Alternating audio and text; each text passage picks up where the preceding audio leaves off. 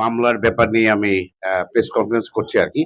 আর আপনার আমাদের ইলেকশন কমিশনের কিছু আইন আছে।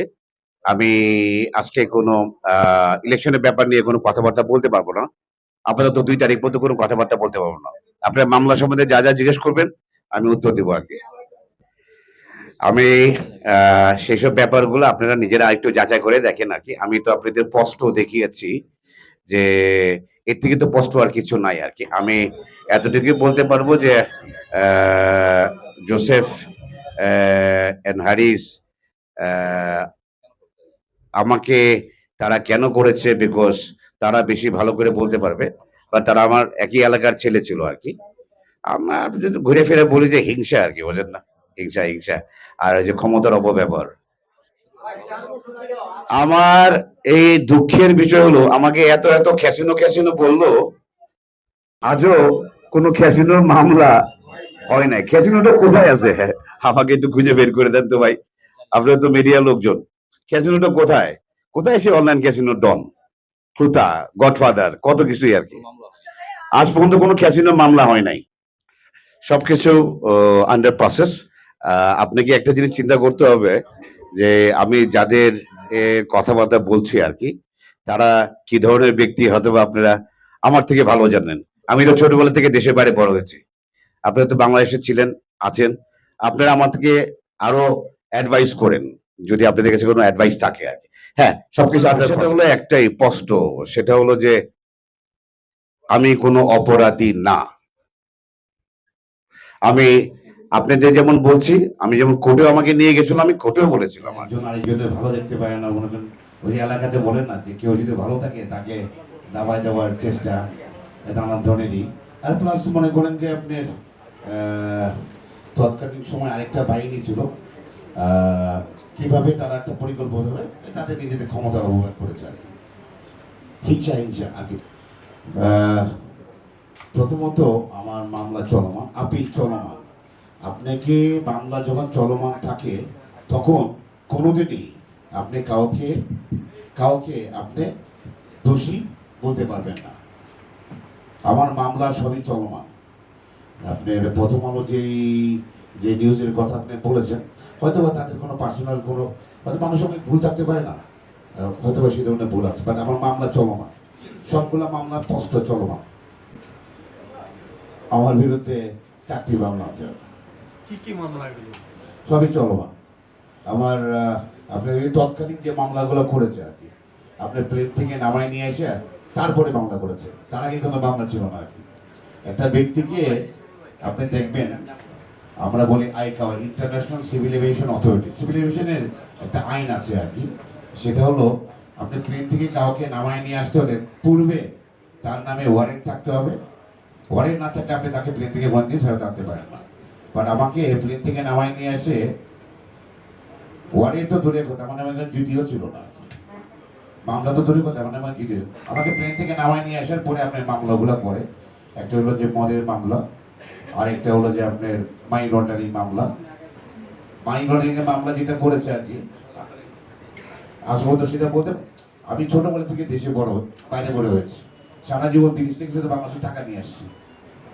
আমি বাংলাদেশে জি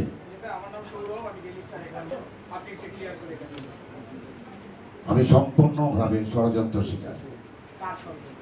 আমি তো বলেছি কে বা কারা তো প্রশ্ন করেছে, হারিস, জোসেফ। আইন শৃঙ্খলা বাহিনী প্রতিটা প্রতিষ্ঠানই তো আপনার, আমি যেটা বললাম যে তারা একটা প্রতিষ্ঠান করে খারাপ হতে পারে না। আপনি হয়তো বা খারাপ ভালো সব জায়গায় আছে, হয়তো বা তারা ডেফিনেটলি কাকে না কাউকে তারা ইউজ করেছে, আইনের ব্যর্থ হয়ে ঘটেছে। Thank you.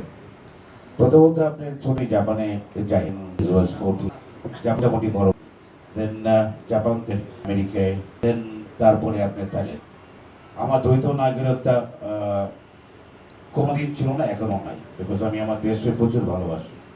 অনেক দেশে আমাকে নাগরিকতা দেওয়ার জন্য বারবার অনুরোধ করেছে, but I will never take ইট।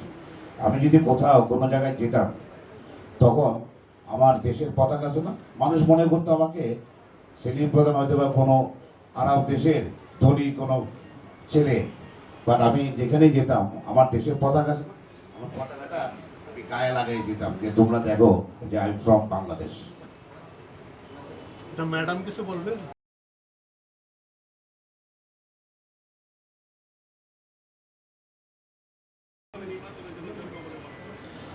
আপনার কোশ্চেনটা সম্পূর্ণ সঠিক না। আপনি তদন্ত করে একটু যাচাই করে নেন আর কি।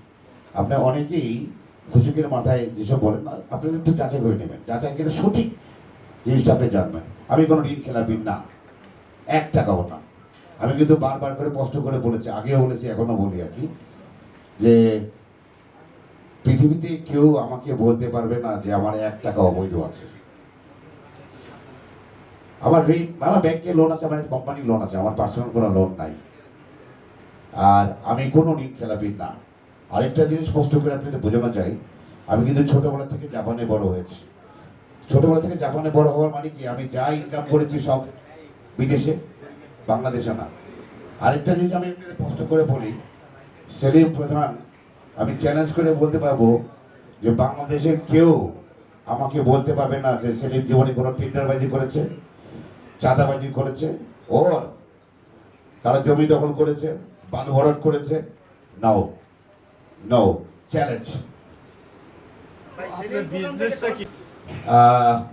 আজকে যে আপনাদের একটা ভিডিও দেখিয়েছি, তখন ভিডিওর শুরুতে আপনি দেখেছেন যে পার্ট 4। আমার বিজনেসটা জাপানে, প্রথমত আমি আপনার রেস্টুরেন্টে চাকরি করি, কনস্ট্রাকশনে চাকরি করি, দেন আমি আমার নিজের ব্যবসাটা স্টার্ট করি। প্রথমত আমি রেস্টুরেন্ট স্টার্ট করি, সেখান থেকে আমি আমার ট্রেডিং কোম্পানি স্টার্ট করি আর কি। আমার লাইফের মেইন গ্রো আপটা হলো ট্রেডিং, দেন ফাইন্যান্স। আমার কোনো কমেন্ট নাই, বাট তার নিজস্ব ব্যক্তিগত ব্যাপার আর কি। বাট আমি চ্যালেঞ্জ করে না, আমি বলতে পারবো খুব স্পষ্টভাবে আমার মামলা চলমান। ডেফিনেটলি এই আমার মাননীয় প্রধানমন্ত্রীকে আমার খুব স্ট্রংলি আত্মবিশ্বাস, বাংলাদেশে আমি ন্যায় বিচার অবশ্যই পাবো আর কি, এর ভিতরে কোনো সন্দেহ নাই।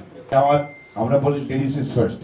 আপনার ভাবির প্রথম, আপনার ভাবির নাম হলো আনা, আমার বড় ছেলে হলো বাবা ড্যানিয়েল, আর আমার যমজ ছেলে ডমিনিক এন্ড ড্যামিয়ান প্রধান।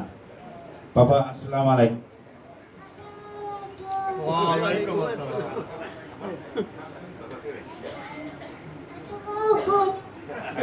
আচ্ছা, ভাবি কোন দেশের নাগরিক এটা? আপনার ভাবি হলো রাশিয়ান নাগরিক। রাশিয়ান নাগরিক। রাশিয়া বাংলাদেশের সবচেয়ে ঘনিষ্ঠ বন্ধু আর কি।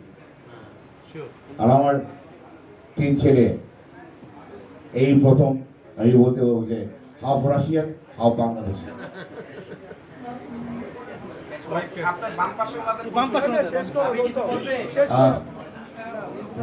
সেলিম ভাই, নির্বাচন নিয়ে তো কিছু বলবেন না? আমি বলতে পারবো না আইনগতভাবে, অবশ্যই আমি চাই। একটা প্রশ্ন ছিল, উপজেলা পরিষদে নির্বাচনে অংশ নেবেন কিনা? এবং আজকে একটা জাতীয় গণমাধ্যমে যেটা সংবাদ প্রকাশ করেছে যে সাদা থাকলে একটু দেওয়া হয়েছে, ধন্যবাদ সবাই।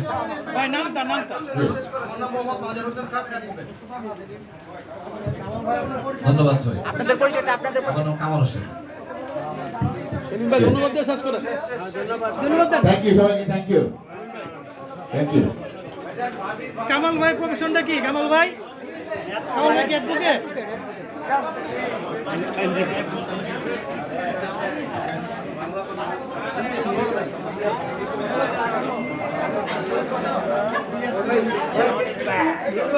আরে